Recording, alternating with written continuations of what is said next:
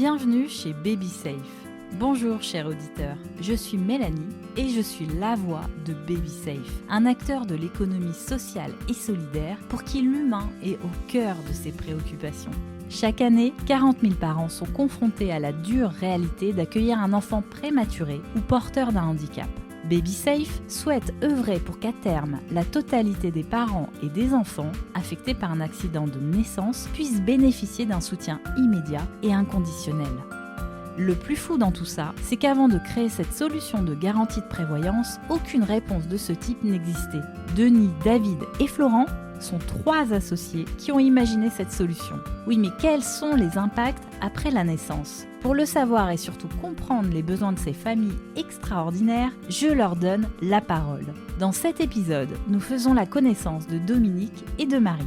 À 70 ans, Dominique se définit comme étant une mamie énergique, curieuse, très sportive et joyeuse malgré les épreuves surmontées. Elle a d'abord aidé sa mère pour s'occuper de son frère atteint de la myopathie du chêne, puis sa fille Julie et son premier petit-fils Victor, polyhandicapé, décédé à l'aube de ses 18 ans. Et en deuxième partie, vous ferez la connaissance de Marie Gelin, psychologue clinicienne et psychothérapeute depuis une vingtaine d'années. Elle est également à l'initiative de l'association Le Lien Psy, un collectif de psychologues qui propose notamment l'accompagnement de personnes en situation de handicap et de leurs proches. Le Lien Psy intervient aussi auprès des familles accompagnées par Baby Safe.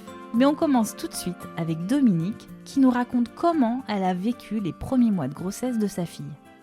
C'était assez complexe parce qu'à la fois content d'être mamie et à la fois cette angoisse de se dire est-ce qu'il va être myopathe ou pas. Je me suis pas réjouie tout de suite, j'ai attendu les 2 mois et demi, 3 mois d'avoir les résultats du labo. Honnêtement, ça gâche un peu quand même. Donc au bout de 3 mois, l'annonce est faite, tout va bien. Elle est faite en disant, il n'y a pas de souci, vous pouvez continuer votre grossesse. Donc du coup, on est content. Pouvez-vous nous raconter votre première rencontre avec Victor ? Le premier contact, ça a été donc à la clinique. Il l'avait remis en couveuse et il avait des sursauts. Quand je suis rentrée, je me suis dit là, il y a un problème. Mais personne n'a rien dit et c'est au bout de 4 mois qu'il a fait une crise d'épilepsie très très grave, détresse respi, le SAMU, etc. Et que là, on a commencé à dire qu'il y avait un problème. Vous étiez là à l'annonce du handicap ? Ma fille était toute seule au CHU et à chaque fois, il rajoutait des difficultés, et on voyait bien qu'il se développait pas normalement en plus. Parce qu'à 2 mois, il souriait toujours pas. Il avait du mal à déglutir, par exemple. Et donc, au fur et à mesure, les problèmes ont grandi. Votre fille, à l'annonce du handicap, est-ce qu'elle vous appelle tout de suite ? Non, elle m'a pas appelé et ça a été très très dur pour elle, parce qu'elle était vraiment toute seule. Et elle a dû me le dire après, parce que j'ai dû téléphoner en disant bon alors t'as dû voir les médecins, qu'est-ce qu'ils t'ont dit ? Et donc là elle m'a répondu. Voilà. Est-ce qu'elle a utilisé le mot handicap ? J'ai pas l'impression que c'était le mot handicap, c'est que Victor a un problème de myéline qu'il ne fabriquait pas. Je pense que ça a été dit comme ça. Le souvenir est flou, parce que c'est peut-être à la hauteur du choc que vous avez eu à ce moment-là aussi. Peut-être aussi, parce que pour moi, le mot handicap, il est, même encore maintenant, c'est un mot qui est compliqué pour moi à entendre, à lire. Qu'est-ce que ça véhicule pour vous, le handicap ? Une vie difficile, à la limite du supportable, plein de déceptions, beaucoup de soucis. Le mot souci, voilà, c'est ça. Vous avez peur pour vous ? C'est surtout pour elle en premier, parce que j'ai beaucoup accompagné ma mère, et pour moi, c'était d'une lourdeur énorme. Pour l'instant, on n'a pas parlé de votre mari, du grand-père. Oui. Pourquoi on n'en parle pas ? Quand le petit-fils est né, il a dit « c'est le fils que je n'ai pas eu ». Ouais. C'était super, quelque part. Ah bah oui, mais sauf que, quand je lui ai dit que je pensais qu'il y avait un problème, il s'est mis très en colère. J'ai dit on n'en parle plus, on verra. Et donc, il s'en est énormément occupé, et à un moment, il est parti, parce que il a explosé, il n'en pouvait plus. Ma fille a vraiment eu l'impression d'être abandonnée, et elle lui a demandé pourquoi nous, tu nous abandonnes, on n'a rien fait. Et il n'a pas répondu. Alors, Dominique, maintenant, revenons à vous. Qu'est-ce qui était pour vous insurmontable, enfin insupportable même ? C'était très compliqué de communiquer avec lui, parce que j'avais ce handicap qui était entre nous deux, Et pourtant, on en avait discuté de ça avec ma fille, qui disait, mais Fais-lui confiance, mais tu lui fais pas confiance, t'acceptes pas, donc il va pas communiquer avec toi. Et elle avait complètement raison, hein. Donc je m'en occupais très bien, j'étais gentille avec lui, bien sûr, mais je sentais bien qu'il y avait... Il y avait un blocage. Et il y avait un blocage, voilà. J'ai eu la chance de réussir à m'adapter à la fin quand même, parce que sinon j'aurais eu des regrets énormes.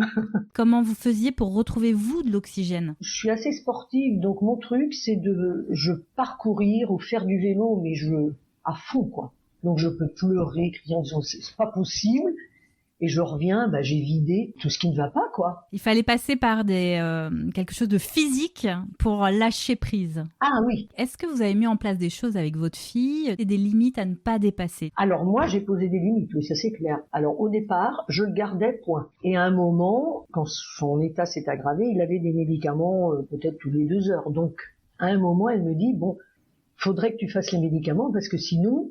je peux pas partir. Bon, alors j'ai dit, je vais faire vraiment un gros effort. Alors c'était plus peut-être le stress de me tromper. Oui. S'il faisait une crise d'épilepsie avec du Valium à donner, c'est vraiment, pas rien. Ou du Rivotril, oui. C'est une goutte, c'est pas 2, enfin bon voilà. Donc ça me stressait beaucoup, beaucoup, beaucoup, mais j'ai accepté parce que c'était la seule solution pour qu'elle puisse s'échapper. Et elle me faisait confiance en disant, de toute façon, j'ai une confiance absolue, quoi qu'il arrive pendant mon absence, il n'y a aucun souci là-dessus. Comment vous faites pour passer par-dessus tous vos blocages? Est-ce que vous avez fait appel à un psychologue? Oui, les thérapeutes m'ont bien aidé, je pense. Ils vous ont donné des clés pour comprendre? Oui, c'est dans la discussion sur mon vécu familial et autres que moi j'ai avancé beaucoup et que du coup j'étais beaucoup plus apte à accepter ce handicap en fait.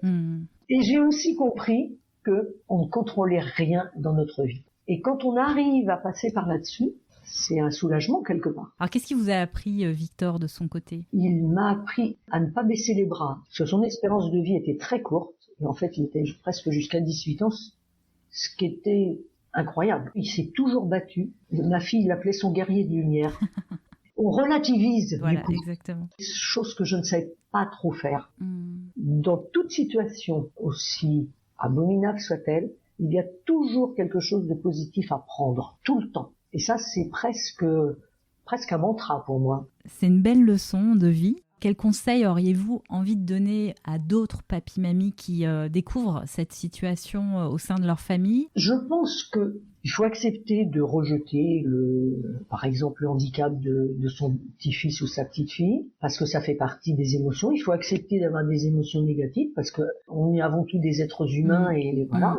Et puis après... une fois le choc passé, les moments, se dire oui, mais cet enfant-là, il a pas demandé à être handicapé, donc qu'est-ce que je peux faire pour aider et mon petit-fils, ma petite-fille, et aussi mes enfants, parce que je crois que le rôle des papis-mamies, c'est aussi d'aider ses enfants, parce qu'ils sont dans une telle galère à certains moments que s'ils se retrouvent tout seuls, les pauvres.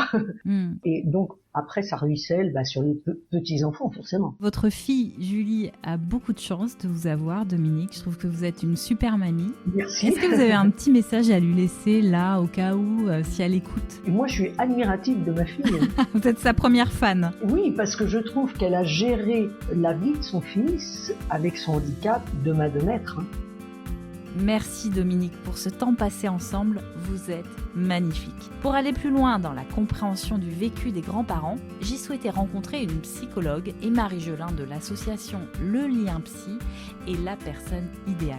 Marie nous explique pourquoi l'acceptation du handicap est parfois difficile aussi pour les grands-parents.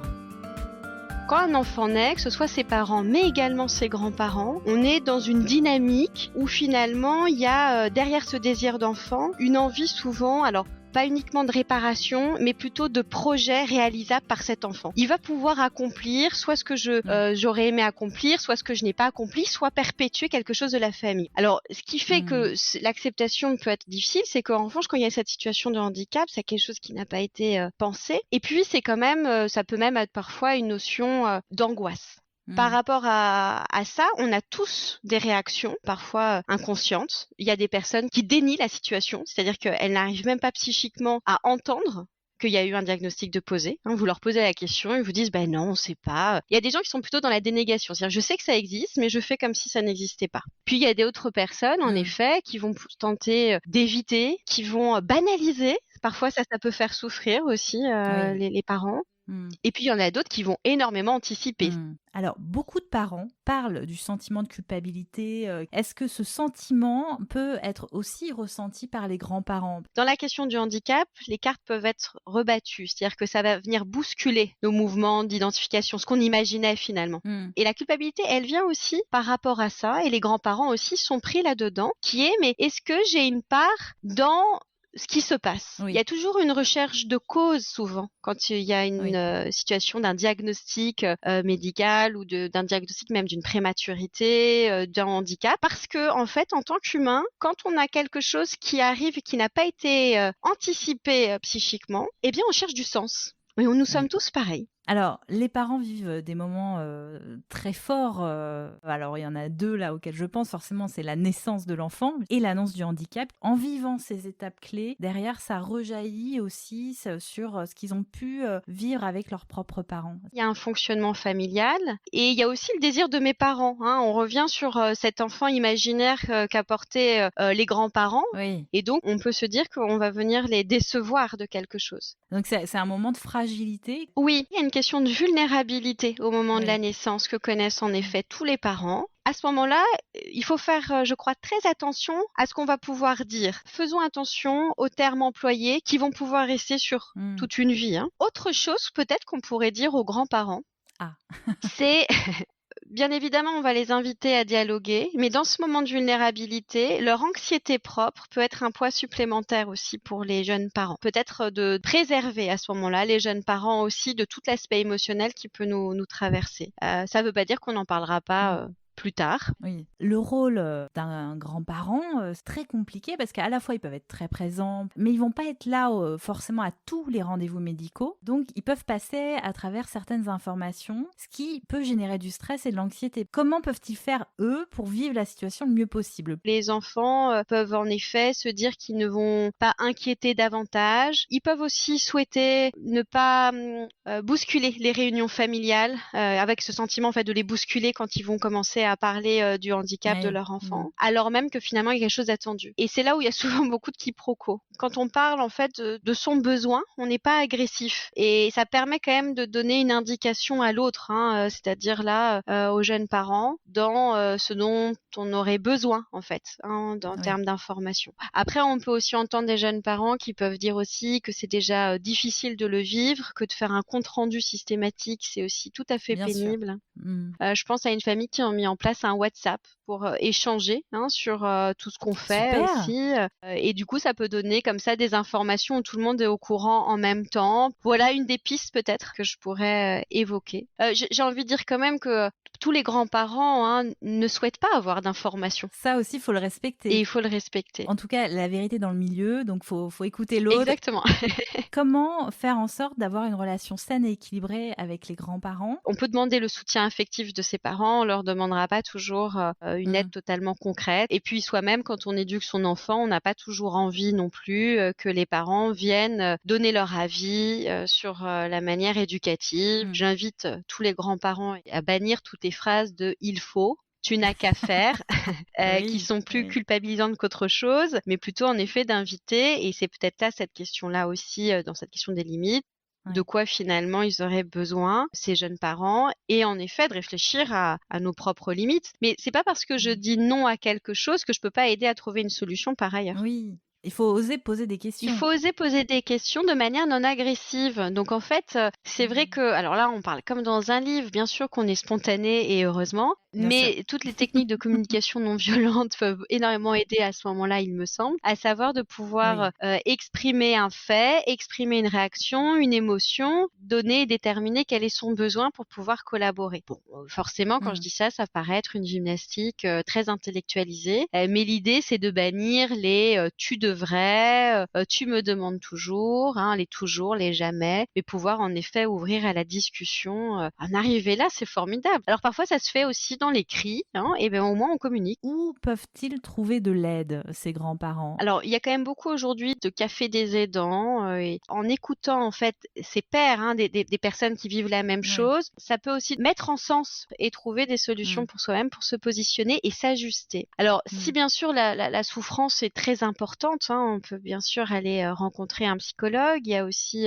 dans les associations des psychologues qui peuvent recevoir. Il y a des lignes d'écoute aussi pour les aidants. L'association que nous avons, le Lien Psy, peut accompagner un certain nombre d'aidants. Il y a aussi beaucoup de lectures aujourd'hui, il me semble, sur ces questions d'aidants. Donc, et peut-être ça pourra donner aussi des clés pour voir ce qui se trame en soi.